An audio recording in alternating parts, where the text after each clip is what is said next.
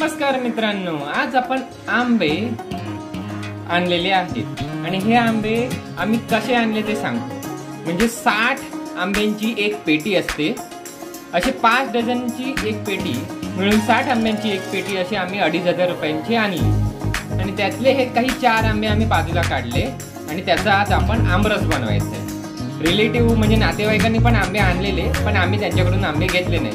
पेटीतले काही आंबे आहेत ना, मी या टोपलीत ना काढून घेतले आहेत. म्हणजे जे पेटीतले आंबे आहेत ना, हे जे जास्त पिकले आहेत ना, हे असे आम्ही बाहेर काढून घेतले आहेत. आणि काही आंबे पेटीमध्ये आहेत ते कच्चे आहेत, ते पेटीतच झाकून ठेवले. काही दिवसांनी पिकले का त्याचे पण विविध प्रकारचं व्यंजनं म्हणजे रेसिपीज आम्ही आपल्याला करून दाखवू.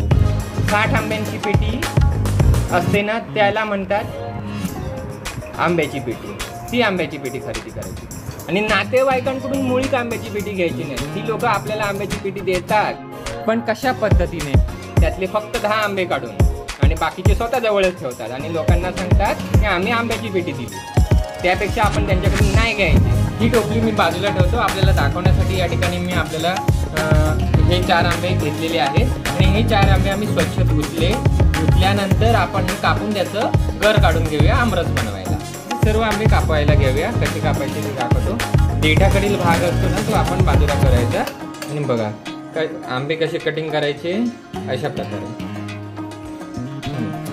वाव, किती छान सुंदर असे देवगडचे हापूस आंबे आम्हाला फळवाल्याकडून मिळाले. म्हणजे फळवाला आमचा नेहमीचाच ओळखीचा आहे. कांदे आम्ही खरेदी करतो ना, त्याच्या बाजूला तो फळवाला असतो आणि तो परप्रांतीय फळवाला असला तरी त्याच्याकडे कोकणातले आंबे येतात, म्हणून आम्ही त्यांच्याकडून आंबे खरेदी केले. आणि मुळात काय आहे, कोकणातले आंबे कोकणातल्या लोकांकडे कमी आणि हे परप्रांतीय भैया लोकांकडे जास्त असतात, म्हणून आम्ही त्यांच्याकडूनच आंबे खरेदी करतो. आणि कसं आहे, 20 वर्ष झाली तो आंबे इकडेच विकतो. कोकणातले कोडाळातले आंबे इथेच विकतो आणि ओरिजिनल असतात हे. चला, बोलता बोलता आंबा एक कटिंग करून झालेला आहे. चला, असे सर्व आंबे कटिंग करून झाले ना का मी आपल्याला दाखवतो कसे कटिंग केले. हे पहा, आंबे आम्ही छान प्रकारे कटिंग करून घेतलेले आहेत. मी जवळून दाखवतो. बघा किती सुंदर हापूस आंबे आहेत ना हे. कटिंग करून जर झाले, मिक्सरच्या भांड्यामध्ये आपण याचा गर काढून घेऊया. या ठिकाणी आम्ही शेजारी मिक्सरचं भांडं घेतलंय आंब्याचा रस म्हणजे आमरस बनवायचा. आणि ह्या ठिकाणी हे सोललेले आंबे आहेत. चला, त्याचं कशा प्रकारे आपल्याला गर काढायचं आहे ते दाखवतो. बघा, सालीपासून वेगळे करून हा गर आपण काढायचा असतो, असं अलगद. चला, गर काढून घेतला. साल बाजूला ठेवायची, दुसरी मोठी बेस घ्यायची आणि त्याचा पण गर काढायचा अशा प्रकारे.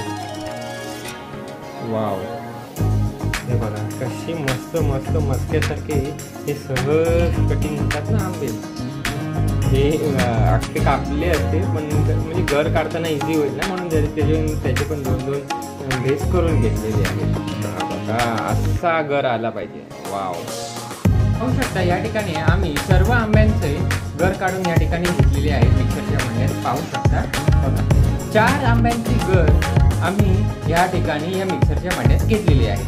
4 आंब्यांच्या गरामध्ये आपल्याला 5 चमचे साखर ॲड करायची आहे. चला, 5 चमचे साखर आम्ही ॲड केली. त्यानंतर वेलची पूड आपण यामध्ये ॲड केली आहे. वेलची पूड जराशी कुटून घ्यायची आणि टाकायची. बघा, आणि मग नंतर यावरती मिक्सरचं झाकण लावायचं. आंबे खूप गोड असतात ना, म्हणूनच आम्ही फक्त 5 चमचे साखर घातली आणि वेलची पूड टाकली. चला, झाकण लावूया आणि मिक्सरला लावूया. वाव, खूप सुंदर आमरस तयार झालं आहे मिक्सरच्या भांड्यामध्ये. हे आपल्याला मी ढवळून दाखवतो.